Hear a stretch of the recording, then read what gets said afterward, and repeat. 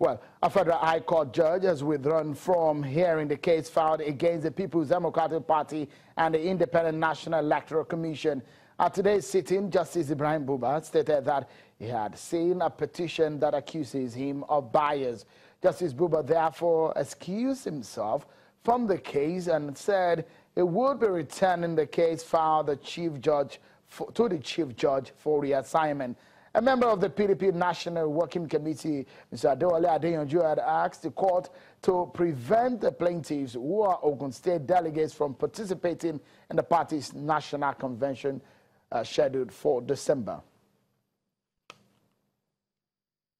Well, and now to our main issue of the day. The PDP probably thought zoning could help them solve a problem where everyone is interested in occupying a position. They thought it could help restore sanity or avoid chaos.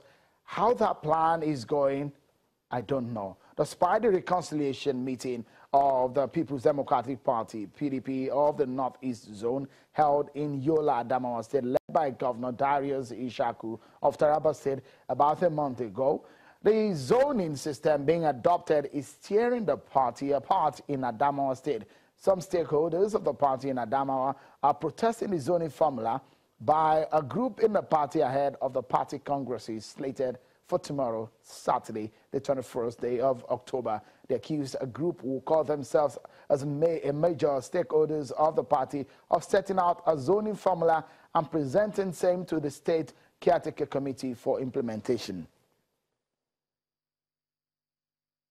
And that makes us talk about a larger situation of the party and the issue of zoning. The PDP National Caretaker Committee Chairman, Senator Ahmed McAfee, on Sunday Politics here on Channels Television. We will play that soundbite to you much later. He said the PDP had zoned the chairmanship of the party to the south and presidency slot to the north.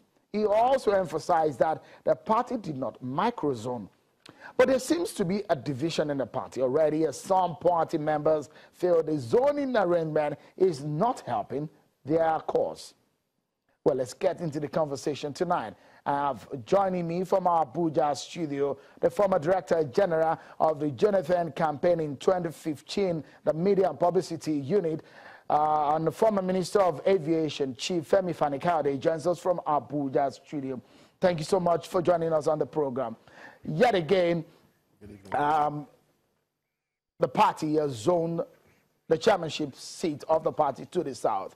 It comes at a moment when the South Caucus had agreed that it should go to the southwest. But it doesn't look like this is an agreement, that this brotherly agreement, if you may call it, is agreed amongst all the party members, as we've seen people outside of the southwest also willing to be the chairman of the party. Isn't this a crisis in the works for the PDP? Well, I wouldn't say it's a crisis or even a crisis in the works. What I'd say is there's a division of opinion, which is understandable in a large party like ours. The matter is very simple, two schools of thought. The first is that it's been zoned to the south, and there was microzoning previous to the last election convention that was meant to have held a few months back, and there was an agreement there that would go to the southwest. Some are of the view that that agreement no longer binds anybody, and others believe it should remain in the southwest. I believe strongly that it should remain in the southwest for a number of reasons, and I believe that at the end of the day it will, if we are really serious about winning an election in 2019. I'm happy to say that the Northern Caucus of the party appears to share that view, that it should be in the southwest, simply because we have never had it before since the inception of the PDP. We've never had a national chairman from the southwest, and we need the numbers when it comes to the election. But we will resolve this issue, I'm sure, well before the convention, and there will be a consensus, and we'll move forward together as one. It's interesting when you see PDP leaders and chieftains like yourself talk with a lot of confidence, especially for some of us who are watching and closely watching the situation in your party, which we know that has divided your party at this stage. We've seen a lot of professors who have come to throw their hat in the ring. Tell me, who are you supporting in this race? And if, for example, a South-Southerner, someone from the South-South or a Southeast come and emerges as the chairman of the party, how would the Southwest receive that?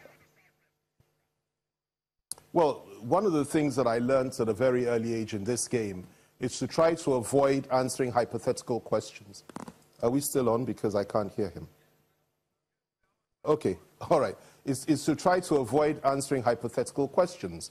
If you're asking me what the reaction of the Southwest would be if we don't get the national chairmanship, and I'm saying to you that wisdom dictates that we ought to. If we don't get it, then we'll cross that bridge when we get there. But I sincerely hope that we're not brought to that impasse, because it will be very difficult to convince our people in the Southwest, which probably has the second largest number of voters in the country, in a presidential election. It would be difficult to explain to them why we don't have the presidency and why we wouldn't have the national chairmanship of the party and why we wouldn't have the vice presidency and why we'd be left with nothing. But we haven't got there yet, and I pray we don't get there. Whatever the case, we will resolve this issue. And you spoke about professors and things coming out. Of course, there are many distinguished and highly capable and very, very, well, people with foresight, excellent material, that has indicated an interest from the Southwest to run from this office, some former ministers, former governors, and so on and so forth. And I'm very proud of each and every one of them. At the end of the day, I believe the best man will win. I believe that we will move forward as one zone, we'll move forward as a party, and we'll eventually take the presidency back in 2019. You also asked me who I was backing. Well, it's no secret that my preference amongst these great men that have indicated their interest is Otumba Gbenga Daniel, the former governor of Ogun State.